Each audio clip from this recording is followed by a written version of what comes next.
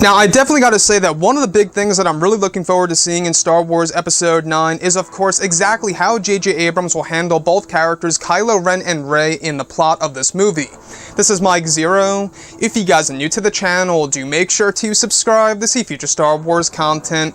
Now, if we examine the character of Rey, we do know that J.J. Abrams will be giving her a totally different lineage in this movie and will be changing many different elements of the character that's going to make us view the character of Rey in a very much different way in both The Last Jedi and The Force Awakens, which honestly I think is something that really and truly fascinates me about this movie, and it's really making me look forward to exactly what J.J. Abrams plans to do with the final installment of the Skywalker saga.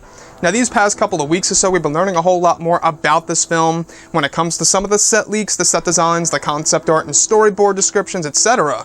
Now, one of the set designs involves both Adam Driver and Daisy Ridley. That actually brings us to a major hint and/or indicator of Reys Death in Episode 9. Specifically, it's described that Adam Driver shot a sequence with Daisy Ridley, in which he was instructed to hold her in a similar fashion to how he did on Takodana in The Force Awakens. It said Daisy was told to act as if she was unconscious, while in Adam's arms. Another scene involved Driver putting Rey down on the ground by the Falcon set piece, where it said he was kneeling over Daisy and shedding tears. It's said to be a very emotional moment in the film in the third act of the movie. Lastly, a scene was shot where it's described the camera was over Driver and Ridley in a bird's eye view. Daisy was described to have an injury to her leg and abdomen as Rey.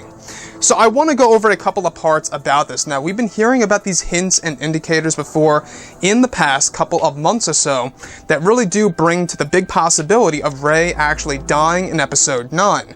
Now, is this the right path to go by Disney and Lucasfilm? Would this really be a smart thing to do, where they set up this heroic character, especially a character like Rey, to a lot of the young audience members out there, especially kids out there that really do look up to Rey as a character, where they would eventually just kill her off and do something different? Would they actually go as far to do that? Now, to me, this sequence most definitely sounds like a major hint that Rey is indeed going to die in Episode 9. So first things first, alright? The sequence in which Adam Driver shot, alright, with Daisy Ridley, in which he was instructed to hold her in a very similar way to how he held her on Takodana in The Force Awakens. Now, as you recall, in The Force Awakens on Takodana, when Rey is basically abducted by Kylo Ren and brought onto his shuttle, where it eventually takes off and goes over to, I believe, the First Order Finalizer over that planet. That's where the whole entire interrogation scene takes place.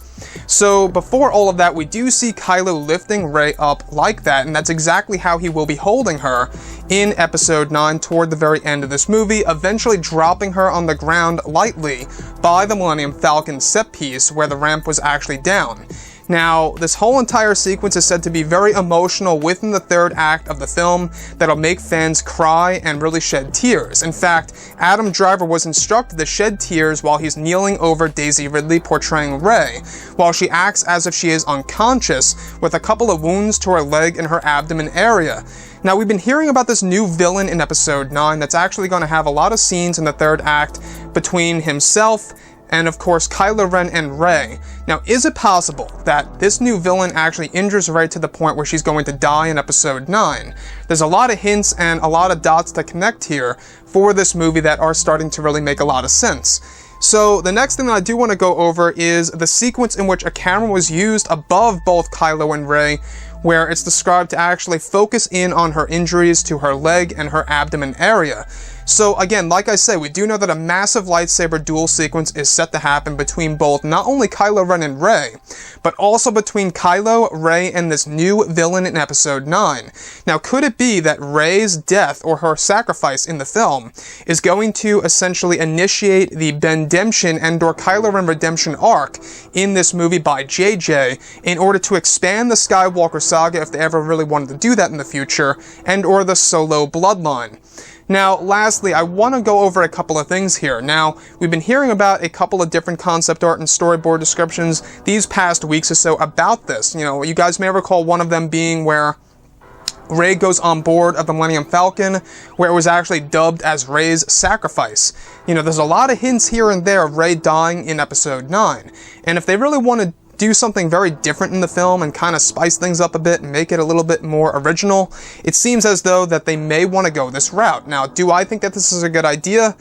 It really all depends on how it's executed, right? It really all depends on the writing, how it's acted out by Adam and Daisy, the music, the visuals, everything. It's all about execution. And as long as they get that down right, I think that killing off Rey may be a very satisfying thing for a lot of fans out there, because not only that, it would really push fans to kind of look at Kylo Ren in a different light, and it would definitely be a reverse of what happened at the very end of Return of the Jedi, giving us like a reverse parallel situation here. It's kind of like imagining if, let's say, Luke Skywalker died by the hands of the Emperor, where Darth Vader lived on and turned to the light side of the Force and basically lived a life with the Rebellion. It's kind of like imagining it like that, where in that scenario, Darth Vader could have been the last Skywalker at the time. Anyways, guys, drop a comment below. Let me know what you think about all of this in the comments. And if you guys did enjoy the content for today, do make sure to drop a thumbs up on this video to support the channel. I thank you all so very much for the kind support, and I'll catch you guys next time.